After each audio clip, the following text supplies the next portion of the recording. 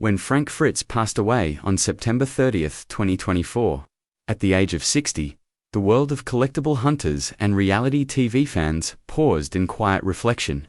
Having risen to fame on the hit show American Pickers alongside his longtime friend Mike Wolfe, he was known for his infectious passion for vintage motorcycles, rare signs, weather-worn memorabilia, and for living the life of a picker, a finder of hidden treasures.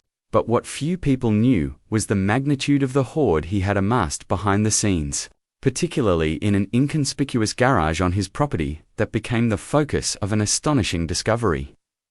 After the funeral, when the estate executors and a team of trusted friends gained access to his garage, they expected disorder, but what they found went far beyond that. The door creaked open on a cavernous space stacked from floor to ceiling with items that told a lifetime of collection, obsession, and unfinished story. Old motorcycles lined one wall in varying states of restoration, gleaming chrome in one corner, rust-trapped frames in another. Vintage oil cans from the 1930s and 40s were shelved near dusty license plates. Gas station signage, neon lights, and mannequins draped in flannel. At first glance, it looked like the dusty overflow of a lifelong picker, but then the team noticed things so rare they paused. A 1947 Indian Chief motorcycle, its contours still bold under layers of dust, rested beneath a tarp. A prototype sign for a long-defunct auto brand hung behind it. Handwritten journals, bound in cracked leather, lay beside cardboard boxes filled with slide film photographs of Fritz at work, at auctions, Fritz in back alleys, waving the yes nod to a seller in a barn. In one dim corner was a wooden crate stamped "Special, Do Not Open" in faded block letters. The whole room held a kind of hush, as though the items were waiting to speak. It became clear that Fritz's garage was more than a storage shed, was a museum of his life, a scrap-heap cathedral of the pursuit that defined him. The estate team catalogued hundreds of items over days, more than 50 motorcycles, nearly all different makes and vintage eras, thousands of small collectibles, rusty wrenches, old gas pumps, enamel signs, rare personal items, childhood yearbooks, pick lists from the show's early days, and letters he had written but never sent. One of the estate's conservators whispered, "It's as if he built one big time capsule and wasn't ready to show us yet." Amid the excitement, unsettling questions emerged. How much was this collection worth? Who would inherit it? And what state was Fritz in when he built it? He had suffered a debilitating stroke in July 2022, later leading to wheelchair usage and severe health decline. His friend Jerry Gindrow revealed that Fritz was totally bedridden at points, one half of his body done, the stroke having robbed him of mobility and zeal. The conservatorship documents exposed that his outbuildings were filled with numerous valuable collections, though at the time they had yet to be fully inventoried. In that garage, the mood shifted from thrill of discovery to solemn respect. Each motorbike told a story of a hunt, each dusty sign, a victory in the world of pickers. One journal entry discovered on the shelf read, in faded ink, "Found the 42 Harley last week in a barn. Owner didn't remember what he had. I said, I'll take it. He asked if I had a truck. I said yes. So I do." Nearby, a receipt from an auction house noted, Lot 312, motorcycle parts complete, sold to Fritz, $4,200. Buyer pays shipping. On a chalkboard behind a row of parts bins, someone had scribbled lists: need, left twin carb, 53 Indian tank filler cap, 12-volt stator. The board was yellowed but still in use. For the estate team, it was dizzying. The scale of work, the depth of passion, the life cycle of bargain to restoration to showroom, but there was more. Hidden behind crates, the team uncovered a heavy-duty safe.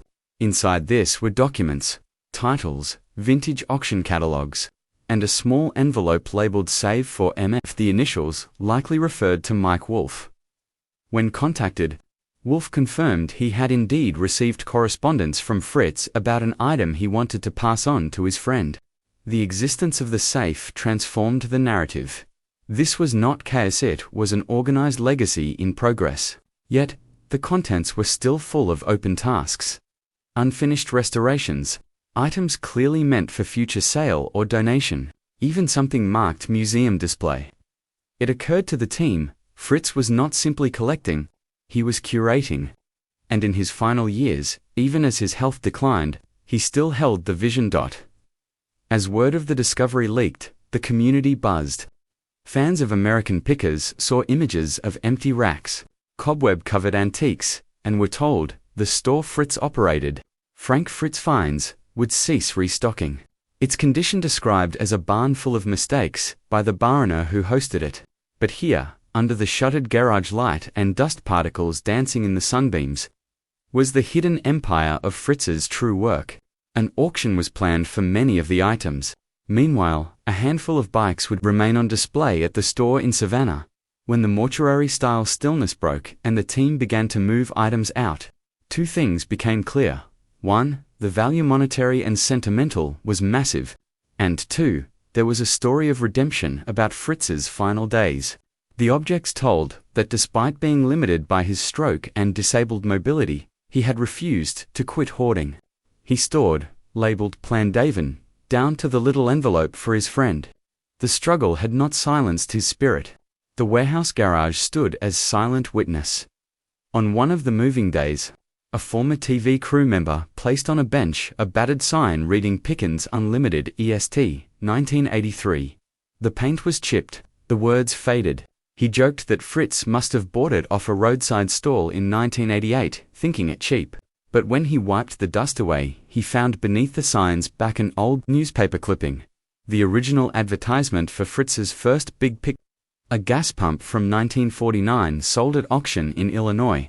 It was the sort of treasure that only someone immersed in this world would understand, and it reminded the team, this wasn't just stuff, they were anchors to memory.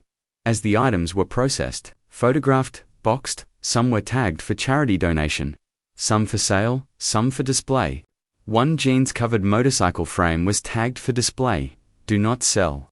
A long coiled exhaust pipe was pinned with a note, critical piece, 53 Indian. Each tag echoed Fritz's own handwriting, messy capital letters, sometimes crossed out or replaced. It indicated that when he could no longer ride, he still thought, like a picker always, identifying the piece, tracking its story, planning its next chapter. One of the most emotionally charged moments came when the team uncovered the subfloor of the garage. Hidden beneath years of dust and parts racks, they found floorboards lifted carefully, and beneath them, a wood-paneled compartment. Inside it were notebooks, Fritz's diaries from the early 2000s.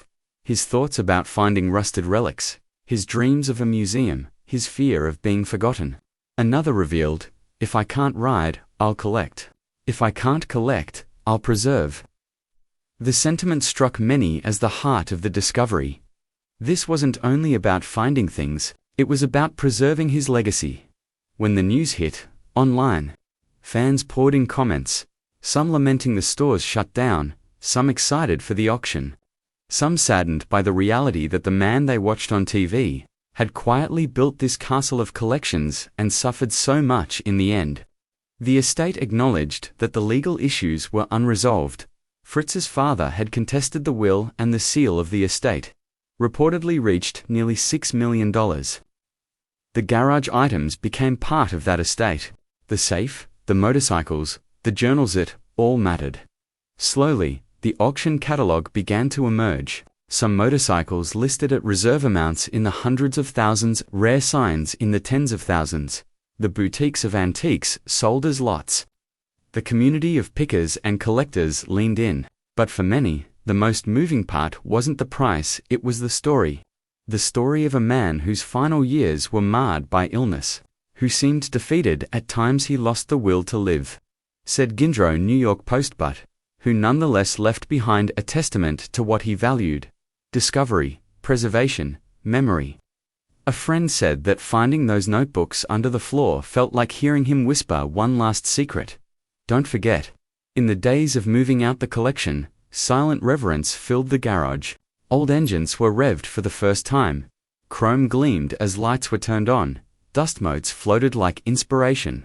Photographers clicked, appraisers measured, historians catalogued. One of Fritz's old jigs for polishing motorcycle tanks was found with a half-finished job still taped in place. It was a moment of bittersweet reality. He never got to complete it.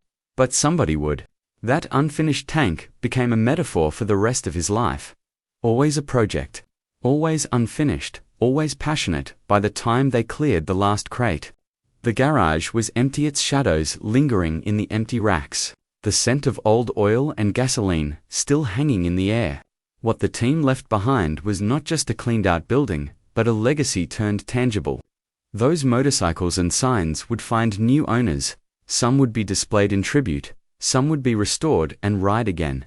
But the story of how they were discovered, how they sat in that garage waiting, is the real part that leaves people speechless.